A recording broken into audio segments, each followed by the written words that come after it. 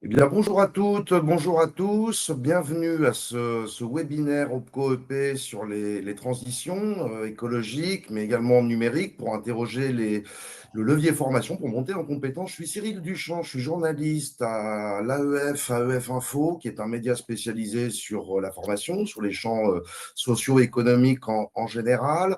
Avant d'engager ce webinaire qui va nous occuper pendant une heure, un petit mot d'une fonctionnalité qui est utile, c'est celle de la possibilité de poser des questions au travers de l'onglet de chat qui apparaît en bas à droite de votre écran.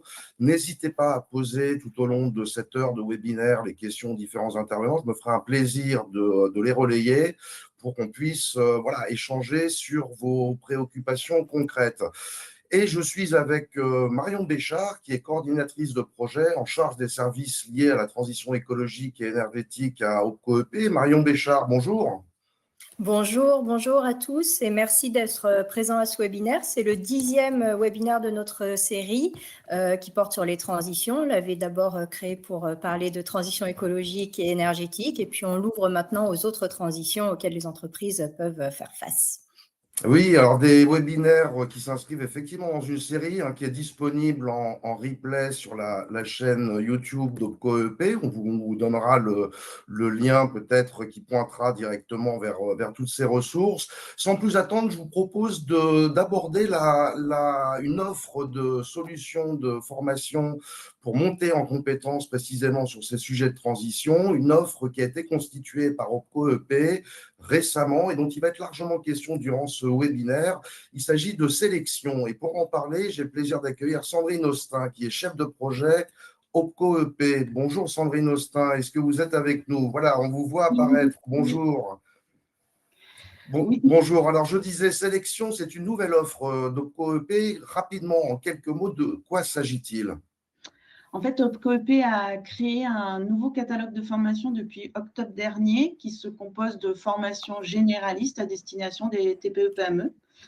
Donc, ce sont des formations en inter-entreprise sur des thématiques aussi variées, donc le numérique, écologique et énergétique aussi dans les transitions, c'est le sujet du jour. Et puis aussi, nous avons du ressources humaines, du management et ainsi que du tutorat. Donc, ce sont des formations courtes d'une durée de 7 à 21 heures qui sont aussi bien proposées en 100% distanciel, mais aussi en présentiel sur toutes les régions, y compris la Corse et les Drom.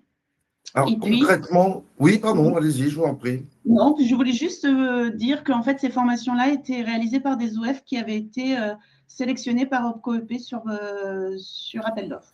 Oui, c'est un point de précision important. Alors, j'allais vous poser la question de manière concrète, comment doivent se prendre les entreprises pour accéder à ces services proposés au travers de sélections? Donc, ces formations-là sont disponibles sur une plateforme qui s'appelle plateforme sélection, comme le nom du projet, où vous pouvez visualiser toute l'offre de formation que nous proposons. Vous avez visualisé aussi, bien sûr, les dates de session qu'ont mis en place les organismes de formation. En vous connectant avec votre compte entreprise, il vous suffit ensuite de sélectionner la formation et de remplir les données de vos salariés. Il n'y aura aucun programme de formation ni de convention formation qui vous seront demandés. C'est vraiment de la gestion simplifiée. En termes de financement, peut-être un mot sur la prise en charge par OPCO-EP pour ces formations au catalogue? Alors, la prise en charge, ça va jusqu'à 100% des coûts pédagogiques pris en charge par OPCO-EP. Pour les moins de 50 salariés, c'est 100%. Pour les plus de 50, ça peut à minima être à 50% des coûts pédagogiques.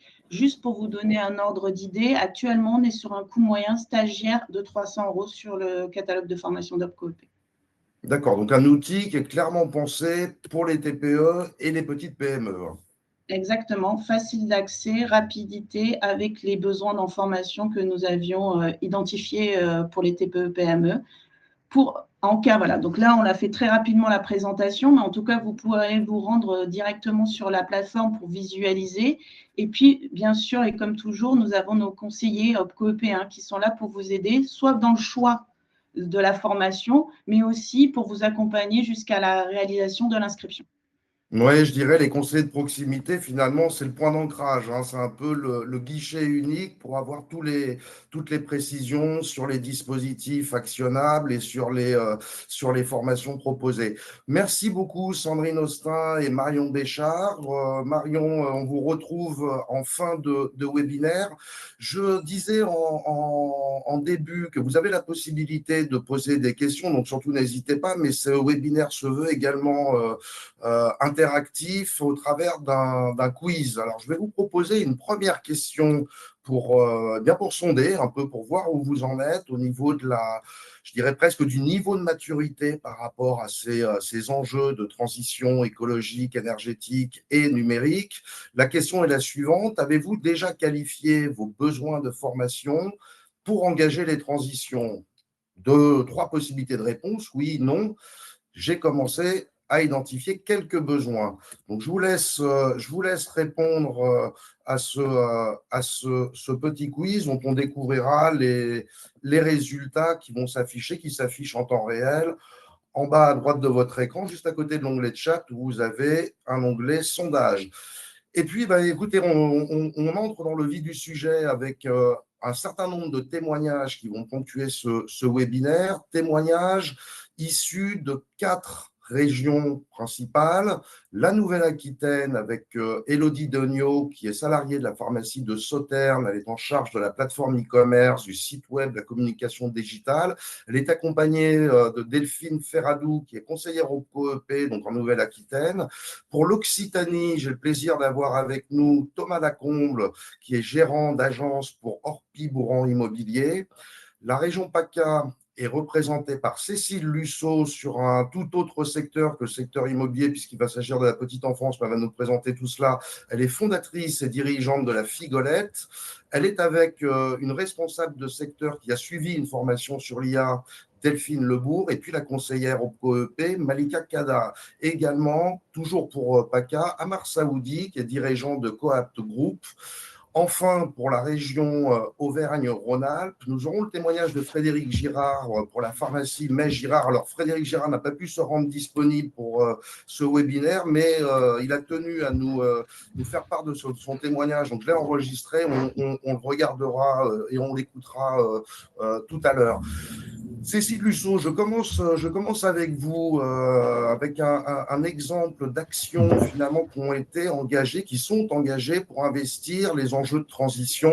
Alors, de transition au sens large, parce que du côté de la Figolette, vous êtes mobilisé à la fois sur la transition écologique et énergétique et sur le numérique. Mais tout d'abord, peut-être un mot très rapide de présentation de votre entreprise et puis aussi des motivations qui vous ont conduit à vous engager sur ces champs. Oui, bonjour à tous d'abord.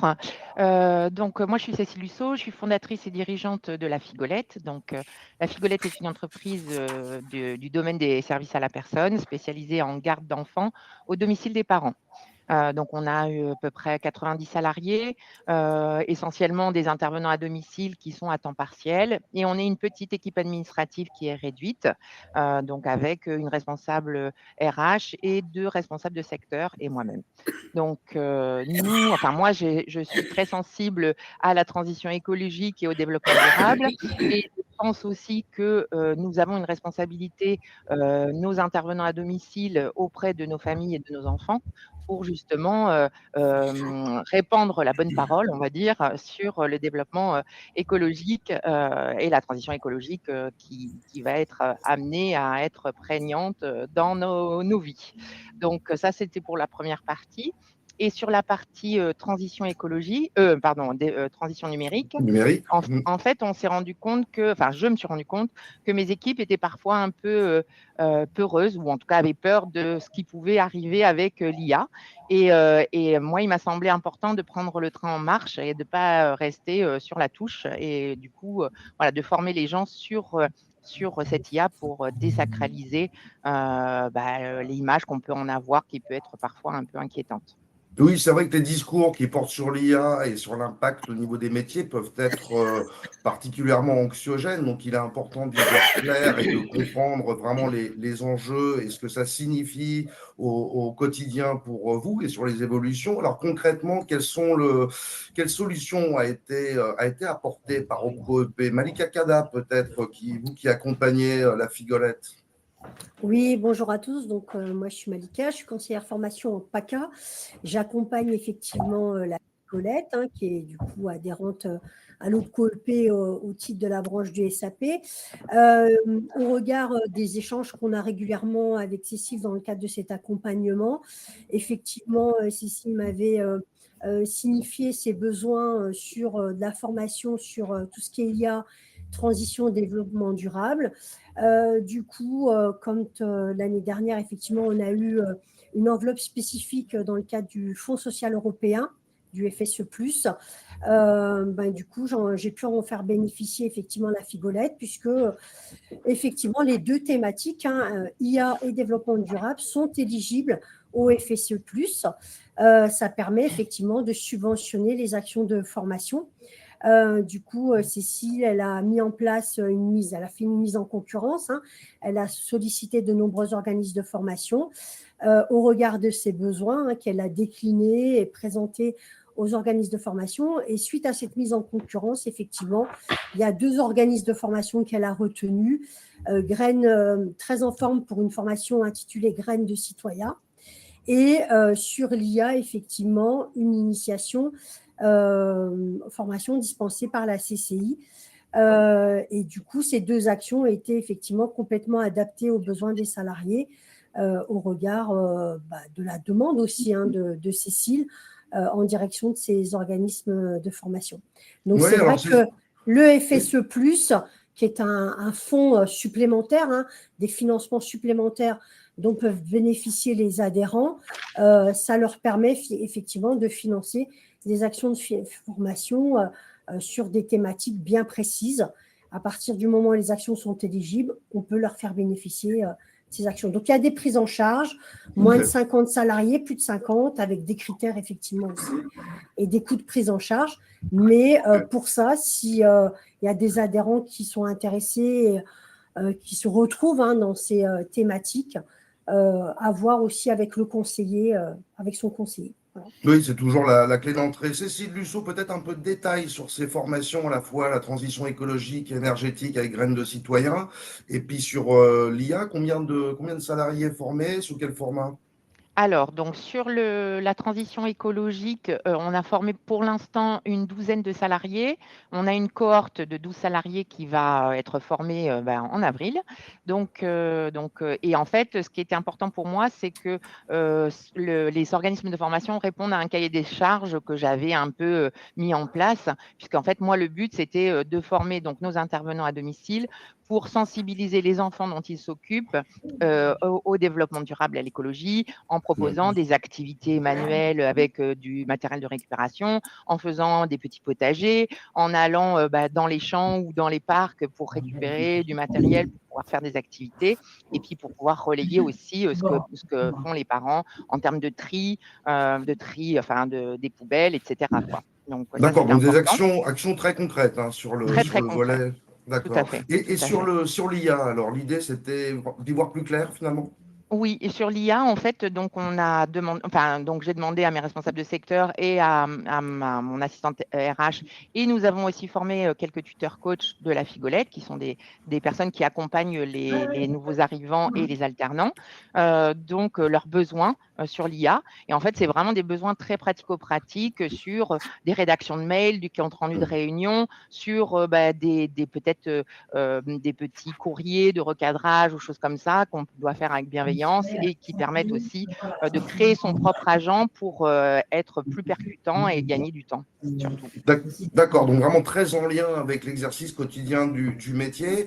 J'aimerais donner la parole à Delphine Lebourg qui fait partie de vos équipes et qui a suivi une formation pour avoir son retour et son ressenti sur cette formation. Delphine Lebourg, est-ce que vous êtes avec nous? Oui, bonjour. Est-ce que vous m'entendez? Parfaitement, impeccable. Alors, cette formation, moi, je suis pas branchée du tout IA au départ, mais très instructive. Et d'ailleurs, je l'utilise tous les jours et je crois que je ne peux plus m'en passer. Voilà.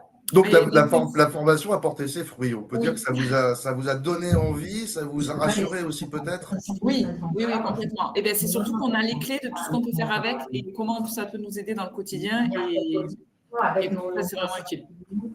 Ok, parfait. Merci beaucoup. On vous retrouve tout à l'heure sur la deuxième partie de webinaire.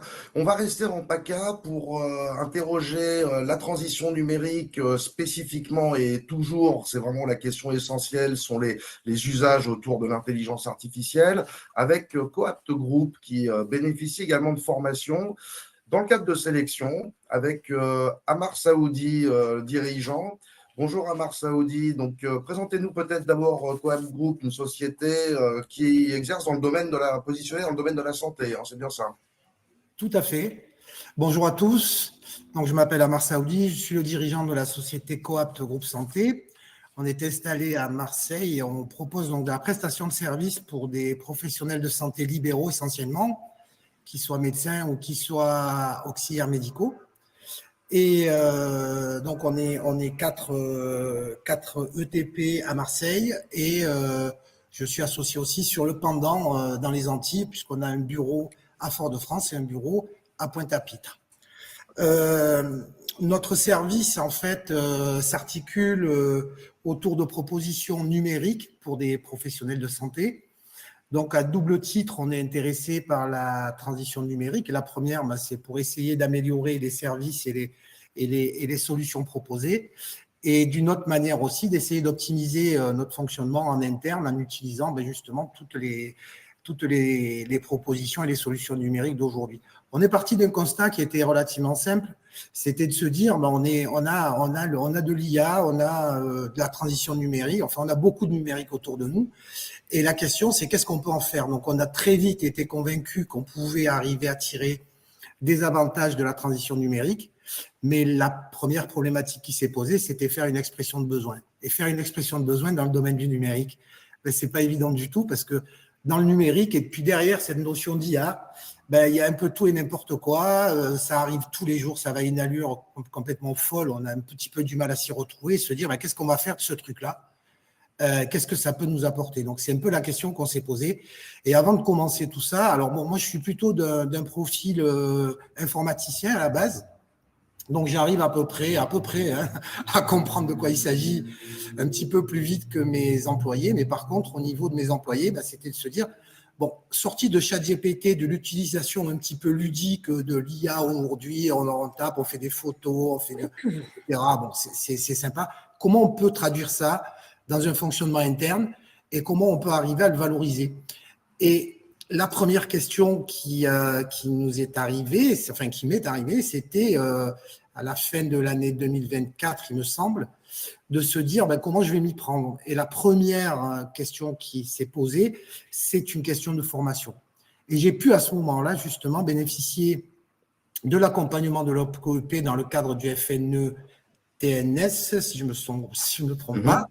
Donc, il y a eu déjà une première couche, je dirais, de formation pour essayer de sensibiliser mes employés. Parce qu'on ne peut pas lancer un projet interne sur l'IA ou sur la transition numérique si, au préalable, on n'a pas, à minima, mis une couche, 2 couches d'initiation, c'est-à-dire de formation au final, qui pour moi est la première marche de tout projet dans l'IA et dans la transition numérique, et même au-delà de la transition numérique.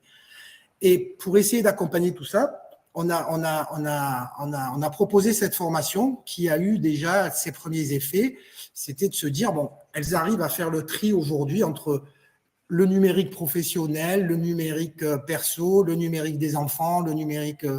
il y a plusieurs domaines. D'accord, donc une première formation accompagnée par OPCOEP pour de la sensibilisation, de l'initiation, donc c'était la première marche, comme vous avez dit. Aujourd'hui, vous avez poursuivi avec un deuxième temps de formation, c'est bien ça? Absolument. J'ai profité et j'étais agréablement surpris par le catalogue sélection, puisqu'on y trouve à peu près, on trouve beaucoup de sujets, dont celui de l'IA. Et donc, j'ai proposé à mes employés de suivre une formation sélection qui est toute récente, puisqu'elle s'est passée le 23 mars. Et c'était le premier effet. Donc, c'est une petite formation de 7 heures. C'est une formation d'initiation. C'est pour essayer de désacraliser. Je crois qu'il y a quelqu'un qui a utilisé ce terme, de désacraliser l'IA et de leur dire, ben voilà, qu'est-ce que vous pouvez faire avec l'IA et qu'est-ce que c'est réellement l'IA. Elles sont revenues, même avant d'être revenues, hein, je ne vous raconte pas les mails, mais elles sont dans un état d'excitation absolue. Alors, ça a été merveilleux. Là, c'est du retour à chaud. Hein. Non, mais c'était un retour à chaud, mais c'était extraordinaire. Elles veulent faire la deuxième session d'approfondissement. Enfin, elles sont revenues avec des projets, avec des trucs. On va faire ça, on va faire des processus, on va faire des machins, des trucs. Enfin bon. Un point important, Amar Saoudi, c'est que pour bien comprendre la logique de votre démarche aussi, c'est que vous avez fait le choix de former l'ensemble des équipes en même temps. Est-ce que vous pouvez nous expliquer pourquoi ce choix? Absolument, c'est un point absolument important. En tout cas, pour des petites sociétés comme nous, on n'est pas très nombreux.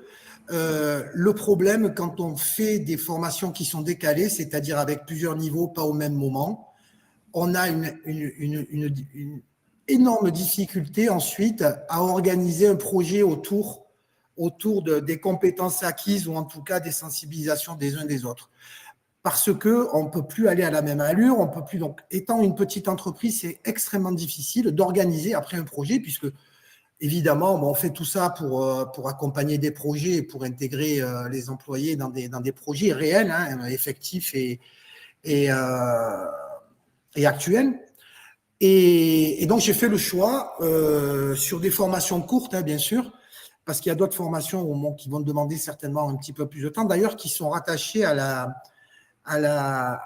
transition numérique. Je pense à la RGPD, par exemple, qui vient d'être proposée dans les catalogues de l'OPCOEP. J'étais très content de voir cette ligne RGPD parce que dans notre domaine, dans le domaine de la manipulation des données médicales, en particulier des données médicales personnelles, on est directement ciblé par la RGPD. Et ça, c'est de la responsabilité du dirigeant. Donc, c'est ma responsabilité. Et là-dessus, je pense qu'il va falloir que je sois très, très,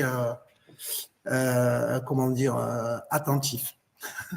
Parfait. Merci beaucoup, Amar Saoudi. Je vous propose de passer à un autre secteur d'activité qui est celui des pharmacies avec deux témoignages très complémentaires, vous allez le voir. Un témoignage d'une pharmacie qui est située en zone rurale, en Auvergne-Rhône-Alpes, celle de Frédéric Girard. On va l'écouter, puis ensuite on parlera avec également la Nouvelle-Aquitaine, avec la pharmacie de Sauternes. La première, celle de Frédéric Girard, est engagée sur des enjeux de transition écologique. La deuxième, sur la transition numérique. On va voir que les deux convergent. On écoute Frédéric Girard. Frédéric Girard, vous êtes salarié de la pharmacie Metz Girard à Lamure-sur-Azergue, dans le Rhône, pharmacie qui mobilise une équipe de 11 personnes. Quelles raisons vous ont conduit à vous emparer des enjeux de transition écologique ? Bonjour à tous. Alors, les enjeux qui nous ont conduits à mener cette formation avec OPCO, c'est d'abord nos valeurs personnelles à la titulaire et à l'équipe, où on est très orienté écologie-environnement. Et l'idée, c'était de savoir comment on pouvait dérouler un plan d'action, mettre en place des actions qui vont dans cette direction pour pouvoir diminuer nos consommations, nos déchets, etc. Et donc, l'idée, ça a été d'utiliser une méthodologie adaptée, à la fois pour prioriser nos actions par rapport à ce qu'on imaginait déjà, et puis d'aller chercher d'autres idées auxquelles on n'aurait pas pensé et qui peuvent être des leviers aussi importants dans cette dynamique-là. L'idée, ça a été donc avec OPCO d'utiliser aussi une méthodologie adaptée par rapport à ça, et c'est ce qu'on est allé chercher. Alors concrètement, comment OPCO-EP vous a accompagné justement pour préciser ce besoin et apporter la réponse appropriée? Alors, OPCO nous a accompagnés, alors déjà avec une première réunion qui était importante avec d'autres entreprises, donc on était en présentiel. Et ça nous a permis à la fois de partager des enjeux d'activité autour de l'environnement et de l'écologie qui sont différents, voilà, et donc ça permet d'ouvrir aussi aux enjeux des autres. Et ça nous a permis aussi, dans cette dynamique-là, finalement d'aller chercher d'autres idées déjà dans cette première réunion par rapport à ce qu'on peut mettre en place dans une pharmacie en ce qui nous concerne. Et puis cette première réunion, elle a été très importante aussi pour pouvoir présenter la méthodologie qu'on allait utiliser, méthodologie qui est associée à la gestion de projet, qui peut faire un petit peu peur, c'est vrai, quand on maîtrise pas cet outil-là directement, mais alors on est très vite rassuré, et je peux le confirmer dans le déroulement, à travers l'accompagnement, en fait, donc c'était Sébastien Astier qui nous a accompagnés dans cette dynamique-là. Donc Sébastien a pris vraiment en compte, s'adapte en tout cas par rapport à comment dérouler cette méthodologie en fonction des différentes entreprises avec lesquelles il travaille. Et donc, ça nous permet de nous orienter, de nous concentrer vraiment sur les actions, etc. Et lui peut prendre en charge, s'adapter pour pouvoir dérouler la méthodologie et aboutir au final à un plan d'action qu'on va dérouler par rapport à ce qu'on a défini. Voilà pour le témoignage de la pharmacie en aura. Je vais passer la parole à Delphine Ferradou pour la Nouvelle-Aquitaine. Delphine Ferradou, vous accompagnez la pharmacie de Sauternes depuis 2023. Une question essentielle, comment s'est faite l'expression du besoin pour une montée en compétences sur les enjeux, cette fois-ci, de la transition numérique? Bonjour tout le monde. Donc moi je suis Delphine Ferradou, je suis conseillère en Nouvelle-Aquitaine et effectivement j'accompagne la pharmacie de Sauternes depuis 2023. Je les ai rencontrés initialement dans le cadre du suivi d'un contrat d'apprentissage qui s'était terminé. Initialement, l'entreprise avait recruté une chef de projet digitaux et c'était terminé. Et en échangeant avec le dirigeant, qui malheureusement n'est pas avec nous aujourd'hui, on a parlé du recrutement de Madame Degnaud qui est avec nous et de l'accompagnement de ses compétences en stratégie digitale, mais aussi en informatique, parce que cette pharmacie, qui est dans une zone rurale, développait une plateforme de e-commerce et sa présence sur les réseaux sociaux. Voilà. Ok. Quelle solution leur avez-vous proposée? Qu'ont-ils suivi? Alors, initialement, l'entreprise a bénéficié d'un budget dédié aux projets territoriaux, donc une subvention régionale d'OpCoEP pour établir un diagnostic de l'existant et une stratégie digitale pour développer la plateforme de e-commerce. Madame Degnaud ayant fait une reconversion sur ce sujet.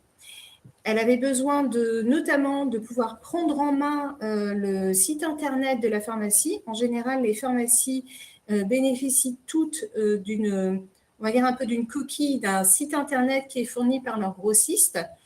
Charge à eux, s'ils le souhaitent ou non, de s'en saisir. Et donc, développer des compétences là-dessus, ça demande notamment d'apprendre un petit peu à aller dans le cœur du réacteur du site web, d'apprendre à coder, mais aussi d'apprendre à communiquer avec les réseaux et donc avec la clientèle. Parce que spécificité, ce site en fait n'est pas spécialement dédié au territoire de Sauternes, c'est vraiment une plateforme de e-commerce au niveau de la France. Voilà, donc il y a eu cette première approche avec le développement de la stratégie digitale et l'acquisition de compétences spécifiques pour pouvoir prendre en main le site et la communication, et un deuxième financement pour un approfondissement en référencement naturel et en référencement payant l'année suivante grâce au FNE, donc le Fonds national pour l'emploi, qui est à ce moment-là une subvention d'État pour la formation et le développement des compétences des salariés. Oui, il y a tout un éventail de possibilités de formation qui sont à la main des conseillers, conseillères de proximité au COEP. Je vous propose peut-être, Delphine Ferradou, de passer la parole à Élodie Degnaud qui est avec nous et qui justement a suivi ces formations, mais pour avoir un retour de sa part. Bonjour Élodie Degnaud. Alors comment ça s'est passé ces formations? Elles se sont déroulées où et qu'avez-vous appris? Oui, bonjour à tous. Donc, comme Delphine Ferradou l'a dit, nous, on a vraiment fait un site web, on l'a vraiment fait de A à Z avec une autre entreprise dédiée au site internet pour les pharmacies. On est 8 actuellement à la pharmacie, donc voilà, en milieu rural, voilà, mais mon titulaire, le pharmacien titulaire, donc Monsieur Boisseau, a voulu vraiment prendre ce virage numérique et vendre en ligne. Alors, on vend des médicaments sans ordonnance, bien évidemment, et des produits de parapharmacie. Voilà. Donc, comme Delphine Ferradou l'a dit, j'ai eu une formation au CNAM avec beaucoup de théorie, un peu moins de pratique. Donc, grâce à l'OPCO-EP, j'ai pu avoir accès à cette formation. Donc, la première fin 2023, c'est une entreprise spécialisée en digital qui est venue directement à la pharmacie. Donc, ils ont pu faire un diagnostic de maturité digitale qui nous a permis de savoir quels étaient nos besoins spécifiques et de les accorder à mes compétences, en fait, parce que j'avais quand même pas mal d'acquis, mais voilà, il fallait que je puisse tout mettre en place sur le site. Oui, ça permet de faire un positionnement et en plus au sein même de la pharmacie, donc ça c'est extrêmement pratique. Et puis une deuxième formation donc, qui a été suivie à la fin de l'année 2024, c'est bien Oui, ça? c'est ça. Donc la première, c'était vraiment pour les bases de la stratégie, les réseaux sociaux, l'optimisation voilà, la façon de travailler en fait. Et la deuxième, donc fin 2024 avec le FNE, c'était pour prendre ce virage-là de l'intelligence artificielle, travailler plus sur le référencement naturel et le référencement payant. Donc, c'était des compétences bien plus spécifiques parce que j'ai différentes casquettes dans l'entreprise où je m'occupe de tout ce qui est digital. Donc, voilà, j'ai pu acquérir ces compétences-là qui ne demandent qu'à être développées davantage. Ça, Parfait, le message est entendu. Vous avez fait passer le message. Merci pour ce témoignage. Je retiens au moins deux modalités pratiques qui sont extrêmement intéressantes. C'est le fait d'avoir la possibilité de formation in situ. Ça peut lever quand même quantité de freins. Et puis finalement des contenus véritablement sur mesure à partir de diagnostics de positionnement et d'évaluation des besoins par les services proposés au travers des mobilisations des conseillères au COEP.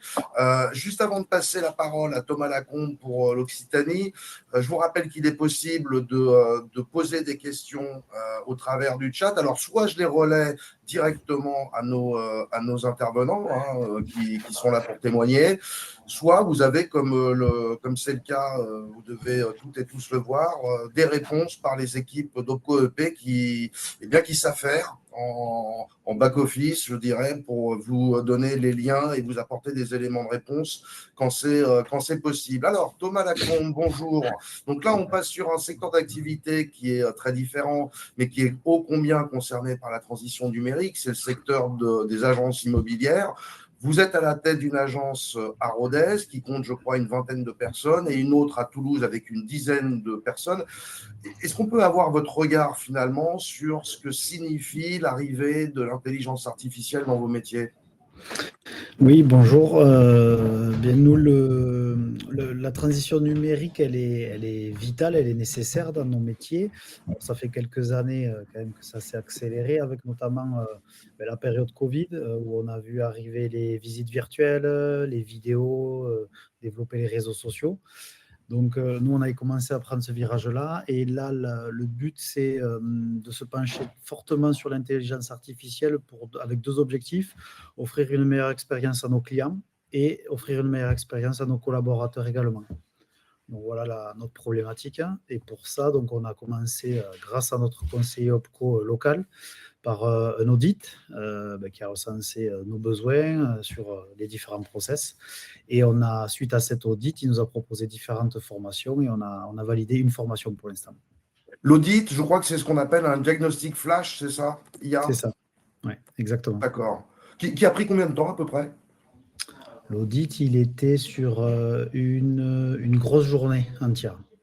D'accord, ok. La personne est restée dans l'entreprise avec nous. Très bien. Et pour la formation, donc une formation au catalogue de sélection, en quoi consiste-t-elle? Qu'est-ce que ça va vous permettre de faire? Alors nous, on a fait le choix sur tous les collaborateurs d'identifier une personne qui est déjà, en fait, c'est notre responsable communication, qui va être référente sur la partie IA et qui est censé nous aider à être meilleurs là-dessus, tous les collaborateurs, donc qui va faire ruisseler le message. Donc le but, c'est sur ces deux aspects, nos deux cibles, les collaborateurs et les clients, identifier les différentes tâches où ça va améliorer l'expérience, l'efficience, l'organisation du temps de travail, etc. Ouais, encore une fois, je retiens que les visées sont extrêmement pratiques, extrêmement en lien avec les problématiques métiers. Ça va nous occuper sur le deuxième temps de ce webinaire qu'on va démarrer tout de suite. On va parler finalement des effets qui sont constatés suite à la mise en place des accompagnements et des formations. Puis peut-être on évoquera également les suites prévues à ces dispositifs qui ont pu être actionnés. Avant cela, je vous propose une deuxième question de quiz, spécifiquement sur la formation. On vient d'entendre un certain nombre de témoignages en ce sens. La question est la suivante. Si vous deviez former vos salariés sur une de ces thématiques, laquelle choisiriez-vous? Alors, vous avez plusieurs choix, vous allez voir, qui sont évidemment liés à la transition numérique, s'initier à l'intelligence artificielle, sécuriser ses pratiques avec les aspects RGPD, cybersécurité, etc., mais également la transition écologique et énergétique, que ce soit au niveau des éco-gestes, au niveau des référents TEE, donc pour transition écologique et énergétique, et puis quelque part une possibilité que je qualifierais de transversale, c'est la conduite d'un projet de changement qui clairement peut être valable dans les deux cas pour les deux enjeux de transition. Encore une fois, on voit les différents résultats de ce sondage affichés en temps réel.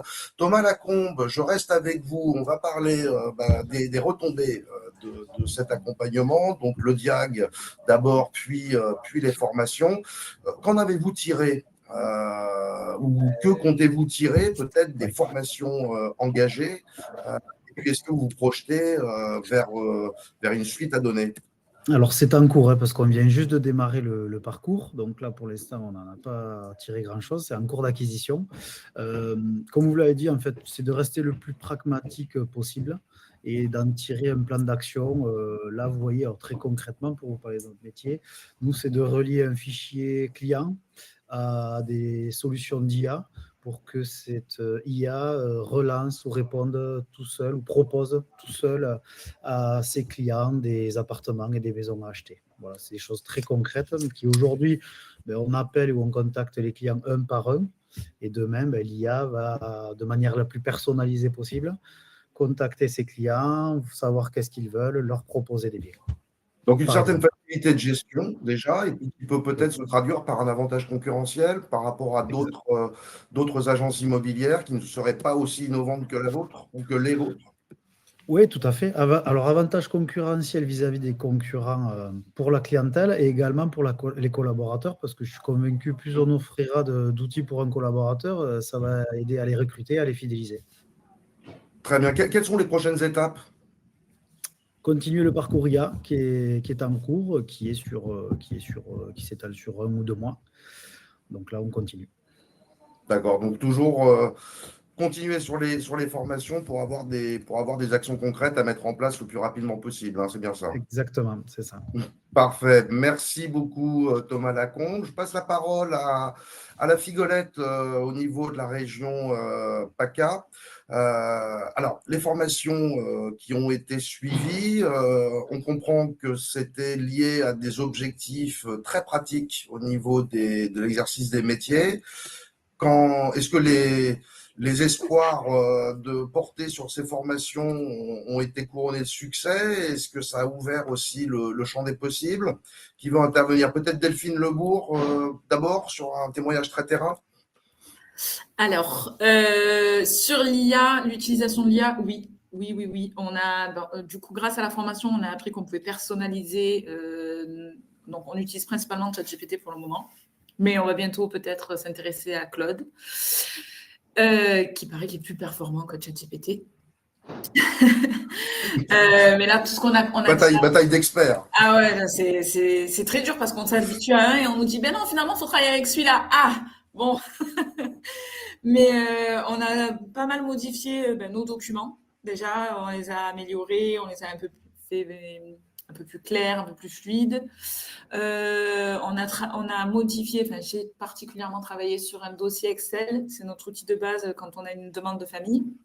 Donc, j'ai complètement refait depuis le début avec des macros, tout ça, tout ce que de base, je dirais, mais non, mon Dieu, c'est trop dur. Mais grâce à ChatGPT, j'ai tout fait. Qu'est-ce qu'on a fait aussi? On a créé pour parler clairement, j'ai créé un GPT commercial et un GPT RH pour justement, quand j'ai des demandes récurrentes de famille sur des questions de fonctionnement ou de la CAF, par exemple, j'envoie mon mail à ChatGPT, il me fait la réponse par rapport à tout ce que je lui ai expliqué auparavant dans les paramètres et j'ai juste envoyé le mail. Donc, gain de temps énorme pour traiter les mails, des demandes récurrentes des familles, par exemple. Oui, puis vous êtes monté en expertise finalement, puisque nous vous parlez de ChatGPT, vous mettez ça en benchmark avec Claude ou avec d'autres IA génératives. Donc, vous arrivez à suivre finalement les évolutions extrêmement rapides de ces technologies. Wow. On sait que ça va plus vite que nous, on essaye, on s'accroche. Cécile Lusseau, peut-être un mot en complément, votre regard sur les apports de ces formations, à la fois sur l'IA et puis également sur la transition écologique et énergétique. Mais oui, comme le disait Delphine, bon, moi je trouve que ça a été très très bénéfique parce que ça nous a permis de ne pas être à la traîne, donc de rester au goût du jour et de rester dans les clous. Donc c'est vrai qu'on a mis à jour beaucoup nos documents, on a pas mal travaillé sur des fichiers et on a aussi, Delphine n'a pas dit, mais elle a un projet réseaux sociaux, donc elle s'occupe aussi beaucoup des réseaux sociaux avec Gamma et avec en fait tous les outils qu'on nous a montrés lors de cette formation. Et puis, ça nous a permis aussi sur des projets transverses. Là, par exemple, moi, j'ai mis en place un challenge, un Figo Challenge lors de la Semaine nationale de la petite enfance. Ça m'a fait gagner un temps fou. Colline, donc un autre responsable du secteur, a mis en place hier une chasse aux œufs avec les familles, les enfants et les intervenants. Elle s'est beaucoup aidée aussi de ChatGPT pour le mettre en place. Ça lui a fait gagner aussi beaucoup de temps. Donc, c'est vraiment des choses qui peuvent être importantes pour aller plus vite et puis être encore plus qualitatif. Et puis pour tout ce qui est la transition écologique, cette fois-ci, moi, le but, c'est de former tous nos intervenants à domicile. Bon, il y en a 90, donc c'est un peu long de les former tous en même temps, mais en tout cas, le but, c'est de les former tous et de pouvoir aussi offrir une offre vraiment différenciante et de pouvoir faire quelque chose une marque employeur qui correspond aussi aux attentes des familles et du coup être différent des concurrents sur le marché. Mais vous rejoignez en cela ce que disait Thomas Lacombe, cette double vertu à la fois de valoriser l'image de l'entreprise, la marque, et puis également auprès des équipes de leur proposer un environnement innovant. Je vais passer la parole à Amar Saoudi. Alors j'ai envie de vous poser la question de savoir ce que ça a pu produire au niveau des équipes, mais vous l'avez déjà dévoilé tout à l'heure en montrant votre enthousiasme. On est clairement, avec ces formations, permettent d'engager une dynamique au niveau des équipes. C'est le cas dans votre entreprise? Exactement, c'est ce que alors j'ai un peu anticipé effectivement tout à l'heure, mais le but aujourd'hui, c'est d'essayer de surfer un peu sur cette dynamique, essayer de la traduire en tâches effectives hein, du travail quotidien. Et là où j'ai quand même été assez surpris sur les résultats de cette formation, c'est que, et je m'y attendais pas du tout, c'est que ça a un peu cassé un mythe qui est que l'IA, ou en tout cas la transition numérique, allait supprimer des emplois ou allait diminuer l'avantage. Et j'ai l'impression qu'elles ont compris tout de suite que c'était un plus, que ça allait leur apporter de la facilité dans leur travail, que ça allait certainement l'améliorer en qualité et aussi sur la quantité que peut leur demander une journée de travail. Et je m'y attendais pas du tout. Donc, c'est quand même un résultat sur cette formation qui a été très surprenant parce qu'elles ont compris en 7 heures de formation, hein, on n'est pas sur des dizaines de jours, elles ont réussi à comprendre qu'en fait, c'était un outil qui pouvait améliorer leurs conditions de travail. Et ça, je ne m'y attendais pas du tout. Donc, c'est quand même un des points positifs de cette formation. C'est le premier que j'ai retenu. Et le deuxième, c'est que en parallèle de cette formation, je disais tout à l'heure que c'est une première marche, la formation, et elle est indispensable à mes yeux. Et on ne peut pas s'en passer parce que sinon, on va patauger pendant toute la réalisation du projet. Et en parallèle donc, de cette formation, on a un projet de développement d'IA qui est un logiciel d'optimisation parce qu'on s'adresse quand même à des professionnels de santé médicaux libéraux. Et donc, ce logiciel sera censé, avec de l'IA, d'optimiser leur imposition.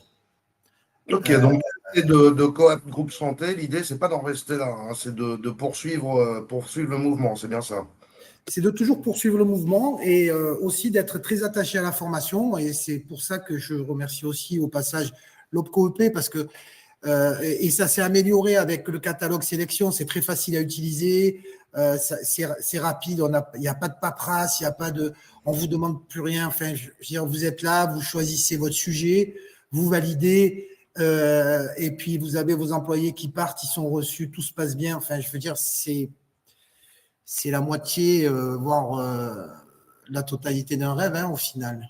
Oui, donc il y a réellement la simplicité d'usage que vantait Sandrine Austin au départ, ça fait plaisir à entendre. Non, mais c'est réel, hein, parce que je viens de le vivre hein, là, à la fin du mois de mars, et c'est vraiment réel. Je n'ai quasiment rien fait. J'ai inscrit mes employés à une formation qu'on avait discutée, évidemment, avant et ensemble, etc.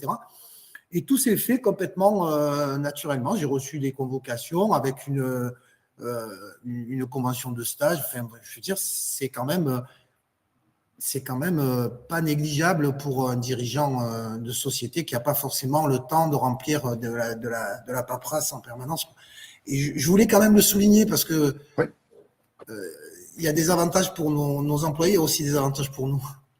Oui, c'est vrai. Merci beaucoup, Amar Saoudi.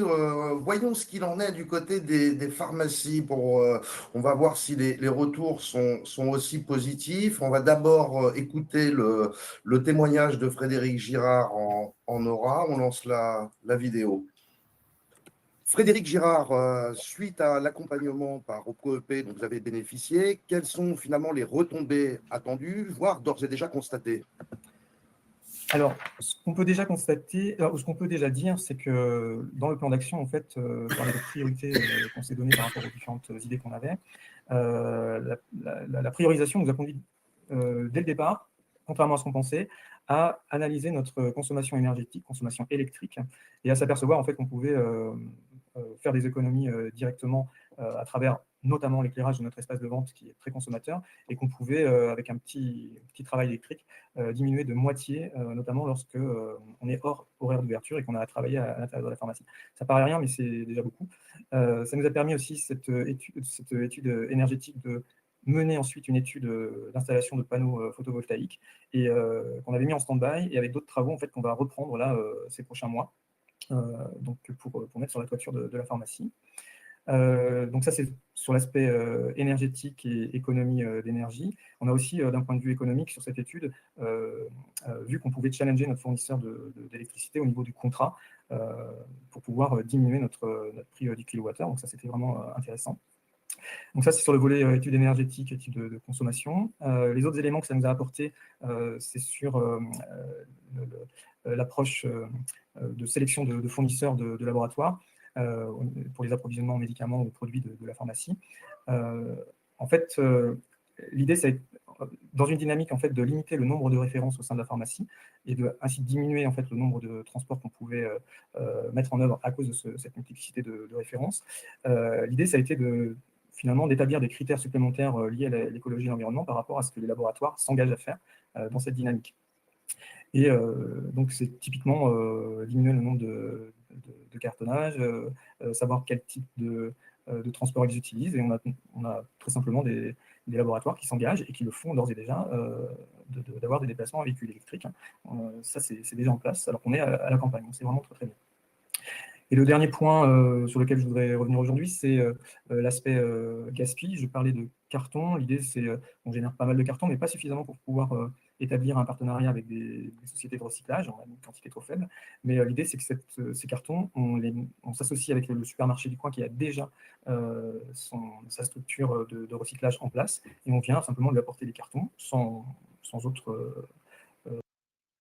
Voilà, donc on a encore une fois là des témoignages, des retours très concrets. Je l'ai coupé un peu brutalement parce que le temps passe, mais on voit bien que les effets sont concrets, aussi bien sur les montées en compétences que sur finalement une possibilité d'éclairer un peu la situation. Je pense en particulier à ce que Frédéric Girard nous disait sur la remise à plat des contrats au niveau des fournisseurs d'énergie. Ça, c'est un point qui, je pense, concerne absolument toutes les entreprises. Alors, du côté de la pharmacie de Sauternes, Élodie Degnaud, quels sont les effets que vous constatez après avoir suivi ces formations sur le numérique? Et puis, est-ce que ça vous a donné envie de poursuivre, d'aller plus loin? Oui, bien sûr. Mais les effets, déjà, ils étaient immédiats, puisque comme j'ai eu la formation vraiment adaptée à mon entreprise, en plus, j'ai pu mettre à profit tout ça dès le départ. Donc ça, c'est vraiment un gros plus, quoi. Donc oui, maintenant, je travaille avec Notion. Ça m'a permis de m'organiser bien mieux au niveau du travail, de tout regrouper. Voilà, j'ai pu également développer des compétences sur l'intelligence artificielle que maintenant je mets à profit de l'entreprise. Ça m'aide à construire mes posts sur les réseaux sociaux, toujours avec évidemment la validation du titulaire, du pharmacien, puisqu'on parle quand même de santé. Je retouche également quelques photos, voilà, pour les posts un peu plus fun. Donc bon, voilà. Donc c'est clair que les retombées sont là. Oui, c'est sûr. Retour positif et très concret qui vous ont permis de vous professionnaliser. Donc vous voulez continuer les formations? Ah, mais je dois continuer les formations parce que c'est un monde en perpétuel changement, le monde digital. Donc, vu que j'ai également monté en compétences, là, je souhaite vraiment voilà, m'attarder sur l'analytics. Donc, l'optimisation des données, des retours que je peux avoir sur mon site web pour mieux justement piloter ces performances, me permettre de prendre les meilleures décisions possibles. Optimiser le site, optimiser mon tunnel de conversion. Donc là, on rentre vraiment dans le e-commerce pur. Voilà, et ça, c'est ce que j'aimerais développer avec Madame Ferradou. Eh bien, justement, passons la parole à Delphine Ferradou. Quelles sont les perspectives possibles alors pour la pharmacie de Sauternes? Parce qu'on l'a vu quand même, hein, on a le catalogue sélection qui apparaît au cœur de tous ces échanges, mais il y a quantité de dispositifs actionnables, que ce soit le FSE, je crois que c'est Maïka Kada qui en parlait tout à l'heure, le FNE, on a quand même pas mal de choses. Tout ça, c'est vous, conseillère au COEP, qui devez gérer le champ des possibles. Ah, votre micro est coupé, Delphine. Excusez-moi. Voilà. J'étais passionnée par ce que nos interlocuteurs disaient, donc voilà, j'avais oublié de remettre mon micro. Alors, ce qui est très intéressant, c'est que nous, en fait, sur le long terme, on a la capacité d'accompagner les entreprises et plus on les connaît, mieux on les accompagne. Quand on parle de transition numérique, on s'aperçoit, comme le disait Monsieur Saoudi, que ça ne fait que commencer avec la pharmacie de Sauternes. Ça fait 3 ans qu'on a commencé. Eux, ça fait même un petit peu plus longtemps que ça. Et en fait, on s'aperçoit qu'aujourd'hui, on est sur une plasticité qui est demandée aux collaborateurs dans les entreprises. Et Madame Degnaud fait preuve de beaucoup d'adaptabilité. Et elle a bien conscience que les compétences qu'elle a acquises en 2023, en 2024, aujourd'hui, en 2026, eh bien, après les avoir transformées dans son action, elle doit continuer de les adapter. Effectivement, il y a le catalogue sélection d'OpcoEP avec les formations sur la RGPD et l'IA. Bon, pour autant, en fait, au stade où on en est arrivé sur les compétences de Madame Degnaud cette année, nous, on va aller vers un projet régional, donc un budget dédié aux projets territoriaux en transition numérique. La différence, c'est qu'aujourd'hui, on a fait un appel à projet et donc l'entreprise bénéficiera d'un accompagnement avec un prestataire que l'OPCO a choisi en respectant le Code des marchés publics. Mais le projet est présenté, il y a réunion de cadrage, il y a un diagnostic, il y aura un diagnostic IA du site et un accompagnement personnalisé, encore une fois, de l'entreprise. Et puis, ce que je pense qui est important aussi, c'est de bien prendre conscience que tous les collaborateurs, presque tous les collaborateurs aujourd'hui dans certaines structures sont amenés en fait à faire progresser leurs compétences numériques. Donc, Élodie en a des qui sont très particulières parmi les 8 collaborateurs de la pharmacie.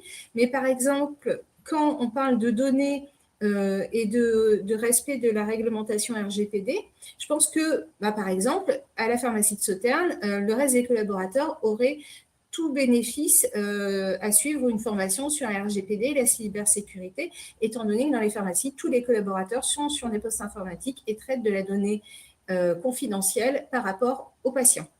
Oui, c'est effectivement voilà, un principe de bon sens que vous donnez. Effectivement, merci beaucoup Delphine Ferradou.